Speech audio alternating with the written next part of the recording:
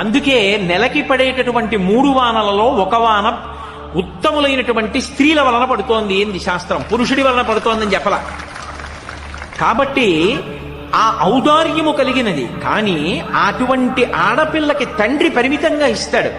పెళ్ళయ్యే వరకు ఉత్తముడైన వరుణ్ణి చూస్తాడు. అన్నదమ్ములు గుడికి తీసుకెడతారు, పుట్టింటికి వస్తే పసుపు కుంకాలు ఇస్తారు. అక్క చెల్లెళ్ళు ఏదో పరిమితం, బావగారు పరిమితం, మరుదులు పరిమితం, బంధువులు పరిమితం. ఇంత అని చెప్పడానికి వీలు లేనంత అపరిమితమైన దాన్ని ఇచ్చేవాడెవడంటే భర్త ఒక్కడే. ఎందుచేతనో తెలుసా? శాస్త్రంలో ఒక మర్యాద ఉంది. నేను ఎంత ఐశ్వర్యవంతుణ్ణి కానివ్వండి, నా భార్య చేతిని నేను గ్రహించగానే, పాణిగ్రహణం చెయ్యగానే, ఆమె నా పత్ని కాగానే నా ఐశ్వర్యం ఏదున్నదో అదంతా ఆమెది. నిజానికి నా ఆయుర్దాయం కూడా ఆమె వలననే నిర్ణయింపబడుతుంది. ఆమె సౌశీల్యము వలన నా ఆయుర్దాయం నిలబడుతుంది. అందుకే మమ జీవన హేతునా అని చెప్పి మంగళసూత్రం మెడలో కడుతున్నాడు. అందుకే మీరు చూడండి, ఈ జాతిలో స్త్రీ వైశిష్ట్యం ఏమిటంటే, కొంతమంది ధూర్తులైన పురుషులు ఉంటారు. రాత్రి మాదక ద్రవ్యం సేవించి ఉన్మత్తత కలిగించే పదార్థాన్ని సేవించి వచ్చి పశువుని కొట్టినట్టు భార్యని కొట్టేటటువంటి ధూర్తులైనటువంటి పురుషులు ఉంటారు. అలా కొట్టి నిద్రపోతే ఆమె మాత్రం నిద్రలేచి మంగళసూత్రాలు కళ్ళకద్దుకొని ఆఖరణ ఆయన చేతిలో ప్రాణ వదలాలని కోరుకుంటుంది. అంతకన్నా ఆర్ద్రత కలిగినటువంటి మనసున్న ప్రాణి ఈ సృష్టిలో ఇంకొకరు ఉంటారా? అటువంటి స్త్రీ మీద చెయ్యి చేసుకున్న పురుషుడు ఎంతటి అధమాధముడవుతాడు. అది నేర్చుకోవలసిన విధానం, అది స్త్రీల యొక్క గొప్పతనం. అది తెలుసుకున్న నాడు సమాజంలో శాంతి పరిఢవిల్లుతుంది.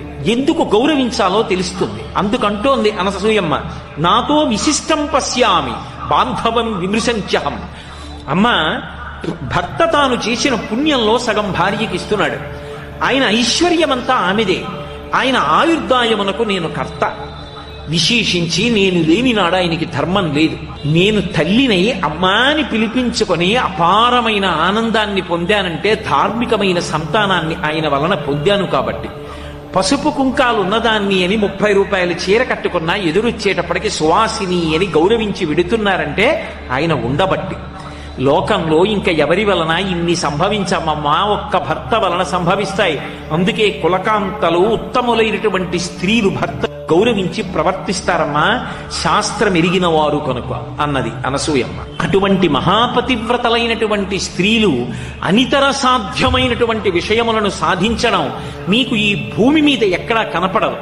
భారతదేశంలోనే సంభవం. ఒక్కొక్క మహాపతివ్రత సూర్యోదయ సూర్యాస్తమయాల్ని శాసించింది. రేపు తెల్లవారితే నీ భర్త మరణిస్తాడంటే సుమతి సూర్యోదయమగు అవకుండుగాక అంది. ధర్మచక్రం నిలబడిపోయింది. అది ఎన్ని యజ్ఞయాగాది క్రతువులు చేసినా పురుషులు సాధించగలరో సాధించలేరో, కానీ పతివ్రతా ధర్మం చేత స్త్రీ సాధించింది. అది ఈ జాతి గొప్పతనం. అటువంటి చరిత్ర కలిగినటువంటి స్త్రీలు ఈ ఒక్క దేశంలోనే కనపడతారు. అందుకే ఈ దేశంలో స్త్రీ అనేటప్పటికీ యావత్ ప్రపంచంలో ఉన్నటువంటి జనులు 2 చేతులెత్తి నమస్కరిస్తారు. ఆ జాతి అంత గొప్పది. ఆ దేశంలో ఉన్న స్త్రీల యొక్క వైశిష్ట్యం అంత గొప్పది. కాబట్టి నాతో విశిష్టం పశ్యామి ఒక్క అనసూయమ్మే కాదు, నిజంగా ఈ లోకంలో పురాణాల్ని కావ్యాల్ని పరిశీలిస్తే ఎంత గొప్ప గొప్ప గుణములు కలిగినటువంటి స్త్రీలు కనపడతారో వాళ్లతో పోలిస్తే నిజంగా ఇంత ఔదార్యం, ఇంత గొప్ప స్థితిని పురుషుడు పొందాడా అని అనిపిస్తుంది. మీరు మహాభారతంలో గాంధారినే చూడండి. ఆమె గాంధారరాజు యొక్క కుమార్తె, సుబలుని యొక్క కుమార్తె. గాంధారరాజు కుమార్తె కనుక ఆమెకి గాంధారి అని పేరొచ్చింది. ఆమె మహాసౌందర్య రాశి. చిన్నతనంలో పరమశివుని గురించి తపస్సు చేసి పరమశివుడి యొక్క అనుగ్రహాన్ని పొందింది. ఆమెకి సంతానాపేక్ష, ఎక్కువ మంది సంతానానికి తల్లి కావాలి అని వరం పొందింది. అపారమైన అందగత్తె, మహారాజు యొక్క కుమార్తె, సకల సుగుణములకు పిన్నిధి. అటువంటి స్త్రీ ఎప్పటినుంచో కురువంశానికి ఒక ఇబ్బంది. ఎప్పుడూ సంతానం లేక బాధపడుతూ ఉంటారు. చిత్రాంగదుడు, విచిత్రవీర్యుడి దగ్గర నుంచి ఇదే సమస్య. అందుకని కనీసంలో కనీసం ఆ కురువంశానికి వారసుల విషయంలో ఇబ్బంది రాకూడదని ఈమెకి బహుసంతానవతి అని వరం ఉంది. కాబట్టి ఈమెని తీసుకొచ్చి ధృతరాష్ట్రుడికి వివాహం చేస్తే ధృతరాష్ట్రుడు సంతానాన్ని పొందుతాడు, కురువంశం అవిచ్ఛిన్నంగా కొనసాగుతుందని భీష్మాచార్యుల వారు ఆ గాంధారిని తీసుకొచ్చి ధృతరాష్ట్రుడికిచ్చి వివాహం చెయ్యాలనుకున్నారు. సుబలుడు అడిగాడు, మా ధృతరాష్ట్రుణ్ణి వివాహం చేసుకుంటావా అని అడిగాడు. ఆమె మామూలుగా అంగీకరించడం కాదు, ఎంత ఔదార్యంతో అంగీకరించిందో తెలుసా? ధృతరాష్ట్రుడు జాత్యంధుడు, పుట్టుకతో కళ్ళు లేనివాడు, ఎంత బలమున్నవాడు కానివ్వండి, పాండురాజు లేక ఎంత రాజ్య పరిపాలన చేస్తున్నవాడు కానివ్వండి, జాత్యంధుడైనటువంటి వ్యక్తిని అంతటి సౌందర్య రాశి ఎందుకు వివాహం చేసుకోవాలి? కానీ తన వలన అవతల వారి వంశం నిలబడితే, జాత్యంధుడైన వాడు బిడ్డల్ని పొందానని సంతోషిస్తే అంతకన్నా తన జన్మకి సుకృతి ఏముంటుందని అంగీకరించింది. అంగీకరించడం కాదు, త్యాగమయి మహాతల్లి గాంధారి, మహాపతివ్రత. నా భర్త ఏవి చూసి సంతోషించట్లేదో అవి చూసి నేను సంతోషించాను అని ఆమె కూడా అంధత్వాన్ని పొందింది. అందుకే కన్నులకు గుడ్డ కట్టేసుకుంది. నేను ఒక గుడి గోపురాన్ని చూస్తే సంతోషిస్తాను, నా భర్త సంతోషించలేడు. నేను ఒక పెద్ద మర్రి చెట్టు చూసి సంతోషిస్తాను, నా భర్త సంతోషించలేడు. నేను ఒక మంచి పక్షిని చూసి సంతోషిస్తాను, నా భర్త సంతోషించలేడు. నా భర్త ఏవి చూసి సంతోషించలేడో అవి చూసిన సంతోషం నాకు అక్కర్లేదని కళ్ళకి గుడ్డ కట్టుకుంది. మీరు ఆలోచించండి, ఆమె పుట్టినది గాంధార రాజ్యం, ఆమె కుమార్తె అయింది సుబలుడికి, ఆమె తోడ పుట్టినటువంటి వాడు దుశ్శాసనుడు, భర్త జాత్యంధుడైనటువంటి ధృతరాష్ట్రుడు, పెనువేప విత్తు, పరమ దుష్టమైన ఆలోచనలు ఉన్నవాడు, పెద్ద కొడుకు దుర్యోధనుడు, మిగిలిన వాళ్ళు దుశ్శాసనాదులు, నూర్గురు కొడుకులు, అల్లుడు అంతటి నీచుడు సైంధవుడు. ఇటువంటి వాళ్ళందరూ ఆమెకి బంధువులు. ఆమె ఉన్నది ఇటువంటి దుష్కృత్యాలు జరిగేటటువంటి చోట. ఇంతమంది మధ్యలో ఆమె మాత్రం పుటం పెట్టినటువంటి బంగారం. ఎంతటి విశేషమైనటువంటి ఔదార్యము కనపడుతుందో ఆ తల్లిలో. ఒకప్పుడు ధృతరాష్ట్రుడు భార్యని పిలిచి అడిగాడు, పాండవులకి రాజ్యం ఇవ్వకుండా నా కొడుక్కి రాజ్యం ఇవ్వాలనుకుంటున్నాను, పాండవులు రాజ్యం అడుగుతున్నారు, నువ్వు మహిషివి కదూ, పట్టమహిషివి, నీ అభిప్రాయం ఏమిటని అడిగాడు. ఎంత కుండ బద్దలు కొట్టి చెప్పిందో తెలుసా ఆవిడ ఒక మాట చెప్పింది.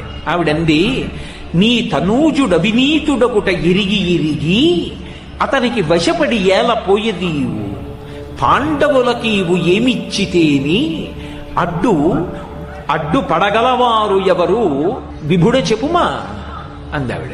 ఆవిడంది, నీ కడుపున పుట్టినటువంటి దుర్యోధనుడు పరమ నీచుడన్న విషయం మహారాజా మీకు తెలుసు. వాడు నీచుడని తెలిసి, వాడికి రాజ్యం రాదని తెలిసి, పాండురాజు కొడుకైన ధర్మరాజుకి వెడుతుందని తెలిసి ఎందుకు కుట్ర చేస్తావు? నీ తమ్ముడి బిడ్డలు నీ బిడ్డలు కారా? ఆ ధర్మరాజుకి రావలసిన రాజ్యం ధర్మరాజుకి ఇవ్వలేవా? నీ పుత్రుడు అవినీతుడగుట ఎరిగి ఎరిగి అతనికి వశపడి నీవు ఎలపోతు. ఎందుకు నీ కొడుకు కొడుకు అన్న పుత్ర మమకారంతో వాడి వెంట పరిగెడుతుంటావు? నువ్వు చక్రవర్తి, నువ్వు ఇవ్వాలనుకుంటే ఇవ్వచ్చు. నువ్వు ఈ కురు సామ్రాజ్యాన్నంతటినీ ధర్మరాజుకి దారాదత్తం చేస్తే ఎదురుపడి అడగగలిగిన వాళ్ళు ఉన్నారా? నువ్వు ఇచ్చిన నాడు ధర్మరాజాదులు నీ బిడ్డలు కారా? భీష్మద్రోణాదులు ధర్మపక్షాన నిలబడరా? దుర్యోధనుడు నిన్ను చెనకగలడా? ధర్మరాజు దగ్గర పెడితే వశవర్తి అయి బ్రతకడా? ఇప్పటికైనా బుద్ధి మార్చుకోడా? నీ కొడుకుల యొక్క దీర్ఘాయుర్దాయం అంతా నీ చేతిలో ఉన్నది మహారాజా, ధర్మం తప్పవద్దు. నీ బిడ్డలు అని పుత్ర పాశములకు వశపడవద్దు. నువ్వు రాజ్యాన్ని పట్టుకెళ్ళి ధర్మరాజుకి ఆయన తమ్ముళ్ళకి ఇచ్చేసేయి అని కుండ బద్దలు కొట్టినట్లు మాట్లాడినటువంటిది మహాభారతంలో గాంధారి. ఉంటుందా? తోడబుట్టినవాడు అటువంటి వాడా? భర్త అటువంటి వాడా? బిడ్డలు అటువంటి వాళ్ళ? ఆవిడ మాత్రం మెరుపుతీగా. నిజంగా ఎటువంటి ఆలోచన తల్లిది! అలా నిలబడగలిగిన వాళ్ళు లోకంలో ఉంటారా? ఆవిడే సామాన్యమైన స్త్రీయా? ఒక్కసారి జీవితంలో అసూయ పొందింది, గర్భతాడనం చేసుకుంది, ఆ కడుపులోంచి పిండం జారిపోయింది, అది వేరు విషయం. కానీ ఆమె యొక్క ఉదాత్త చరిత్ర పరిశీలిస్తే ఆశ్చర్యకరంగా ఉంటుంది. నూర్గురు కొడుకులు కడుపున పుట్టిన వాళ్ళు చచ్చిపోయినప్పటికీ కూడా అమ్మా అని వచ్చి ధర్మరాజు ఆమె కాళ్ల దగ్గర నిలబడి ఒక్క మాట అన్నాడు. చిట్ట చివర కురుక్షేత్రం అయిపోయిన తర్వాత, అమ్మా నీ బిడ్డలందరినీ చంపేసిన పాపిష్టి వాణ్ణి నేనేనమ్మా, నన్ను నీ శాపంతో కాల్చేయమ్మా అన్నాడు. ఆయన కూడా కొడుకేగా, అమ్మా ధర్మం కోసం చంపాను కానీ నా అంత నేను చంపలేదమ్మా, నీ బిడ్డల్ని చంపడం తప్పైతే నన్ను కాల్చేయి అని ధర్మరాజు వస్తే ఒక్క మాటల్లా కళ్ళంబట నీళ్లు కార్చి ధర్మరాజుని కౌగిలించుకుంది. కానీ ఒక్క బిడ్డ కూడా బ్రతకలేదన్న బాధతో ఆమె చూసినప్పుడు కొద్దిగా కళ్ళకి కట్టుకున్న బట్ట జారి ఆమె దృష్టి పడినందుకు ధర్మరాజు అంతటి వాడికి కాళ్ళు బొబ్బలెక్కాయి. అంటే అంతటి పతివ్రత. కానీ యుద్ధభూమిలోకి వెళ్లి చూసినప్పుడు కొడుకులందరూ మరణించి ఉంటే అందున దుశ్శాసనుడు భయంకరంగా వక్షస్థలం బద్దలైపోయి పడిపోతే ఆమె కోపం అటు తిరిగి ఇటు తిరిగి ఎవరి మీద నిలబడాలో తెలియక అంతటి గాంధారి కూడా పుత్రవ్యామోహాన్ని పొంది కృష్ణుడి వంక చూసింది.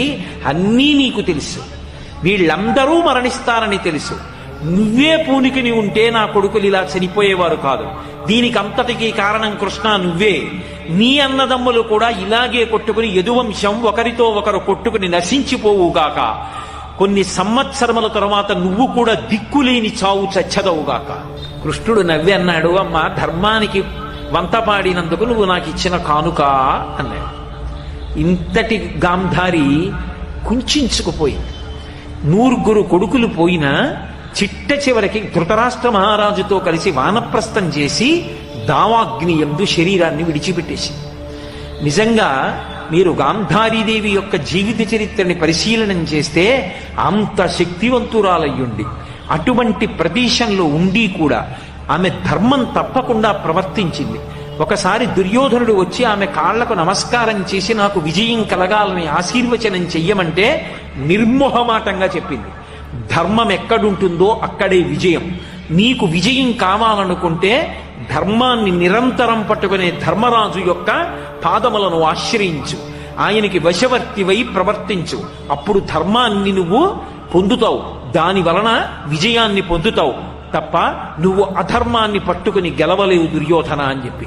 అంతటి ధర్మపక్షపాతి అయి తన బిడ్డలతో కాని భర్తతో కాని ధర్మం విషయంలో అసలు వెనుకంజ వెయ్యకుండా మాట్లాడగలిగినటువంటి స్థితిని పొందినటువంటి స్త్రీరత్నం గాంధారీదేవి. ఈ దేశంలో కొంతమంది స్త్రీల యొక్క త్యాగం, వాళ్ళ యొక్క జీవనం చదువుతుంటే నిజంగా ఎంతటి మెరుపులో అర్థమవుతుంది. ఎంత చెప్పినా వినకుండా తిరిగి తిరిగి అగ్నిహోత్రాన్ని కౌగిలించుకుని మడిసిపోయిన 100 కొడుకుల్ని చూసుకొని ఆఖరణ వృద్ధాప్యంలో తల్లిదండ్రుల్ని చూసుకోవడానికి ఒక్కడు బ్రతకలేదురా, ధర్మాన్ని వదిలిపెట్టి ఇంతమంది పడిపోయారా అని కుంతి బిడ్డల పంచ చేరి జీవితం గడిపి భీముడనే మాటలు వినలేక వానప్రస్థానికి వెళ్ళిపోయింది. అంత గొప్ప గాంధారి. అలాగే కుంతిదేవి మహాతల్లి జీవితంలో ఎంత కష్టపడిందో. అసలు కుంతీదేవి జీవితం భారతంలో చదివితే ఇన్ని ఉత్థాన పతనాలు, ఇంత సహనం, ఇంత గొప్ప లక్షణాలు మన జాతిలో స్త్రీలకి తప్ప ఎక్కడ కనపడతాయనిపిస్తుంది. ఇటువంటి స్త్రీలు పుట్టిన గడ్డ ఎంత గొప్పదిరా ఈ స్త్రీ జాతి. తెల్లవారి లేస్తే వాళ్ళ పాదాలకి నమస్కరించాలనిపిస్తుంది. మీరు చూడండి, కుంతిదేవి పుట్టింది నిజానికి కుంతిభోజని యొక్క పుత్రికగా కాదు, ఆమె శూరుని యొక్క పుత్రిక. అందుకే శ్రీకృష్ణుడికి మేనత్త, వసుదేవునికి చెల్లెలు. కానీ కుంతిభోజుడు పెంచుకున్నాడు. అసలు తండ్రి పెట్టిన పేరు పృథ, కానీ ఆ కుంతిభోజుడు పెంచుకున్నాడు కాబట్టి కుంతీదేవి అని పేరొచ్చింది ఆవిడికి. ఎంత ఓర్పు కలిగినది అనడానికి ఒక్కటే అగ్ని పరీక్ష. ఆమె చిన్నతనంలో కుంతిభోజుడి ఇంటికి దుర్వాసో మహర్షి వచ్చారు. నేను ఇక్కడ కొన్ని నెలల పాటు ఉంటాను, నాకు ఉపచారాలు చేయడానికి ఎవరినైనా ఏర్పాటు చేయమన్నాడు. ఆయన కోపధారి. ఇదిగో వస్తున్నాను భోజనానికి అంటాడు. వెళ్ళిపోయిన వాడు రాత్రి వస్తాడు. తాను భోజనం చేయకుండా ఎదురు చూడాలి. తన పత్నులను నియోగించలేదు కుంతిభోజుడు, ఆయన ముందు తట్టుకోలేరని. రాజ్యంలో ఎవరినీ నియమించలేదు. ముక్కుపచ్చలారని పిల్ల ఇంటికొచ్చిన దత్తపుత్రిక కుంతీదేవిని నియమించాడు. ఎంత ఓర్పుతో సేవించిందంటే అన్ని నెలలు సేవించిన తరువాత వెళ్ళిపోతూ దుర్వాసో మహర్షి సంతోషించి అన్నాడు, నీకు నేను ఒక గొప్ప ఉపదేశం చేస్తున్నాను. నువ్వు ఏ దేవతని కోరుకుంటావో ఆ దేవత యొక్క అనుగ్రహం చేత నువ్వు సంతానాన్ని పొందుతావన్నాడు. మరి ఏ భవిష్యత్తుని దర్శనం చేసి వరమిచ్చాడో మహానుభావుడు. ఇంత గొప్ప వరం ఉంది కదా అని సంతోషించింది. పాండురాజు ఆ రోజుల్లో అరివీర భయంకరుడు, మహానుభావుడు. అటువంటి పాండురాజుకి ఇల్లాలైంది మహాసౌందర్యవతి. ఇంతటి సౌందర్యవతిని, దేవతల యొక్క వరాన్ని పొందినదాన్ని, దుర్వాసో మహర్షి యొక్క వరాన్ని పొందినదాన్ని, పరమ సంతోషాన్ని పొందింది. కర్ణుడి కథ చెప్పలేదు పాండురాజుతోటి. చాలా సంతోషంగా కాలం గడిపింది. ఎంత అందగత్తైనా స్త్రీకి జీవితంలో భరించలేని ఖేదమేమిటి అంటే తన భర్త సవతిని తీసుకురావడం. అంతకన్నా బాధ జీవితంలో ఇంకోటి ఉంటుంది? ఇంతగా అనుగమించే కుంతి ఉండగా మాద్రిని పెళ్లి చేసుకున్నాడు పాండురాజు. అయినా ఆమె అమర్షమును పొందలేదు. పరమ ప్రేమతో తోడ పుట్టిన చెల్లెల్లా చూసింది మాద్రిని. అంత సంతోషంగా కాలం గడుపుతున్నారు. శతశృంగ పర్వతం మీదకి వెళ్ళారు. తీరా వెళ్ళిన తరువాత అనుకోని రీతిలో బాణప్రయోగం చేశాడు పాండురాజు. ముని శాపమిచ్చాడు, నువ్వు నీ భార్యలతో సంగమిస్తే మరణాన్ని పొందుతావు అన్నాడు. సంతానం కలగలేదు.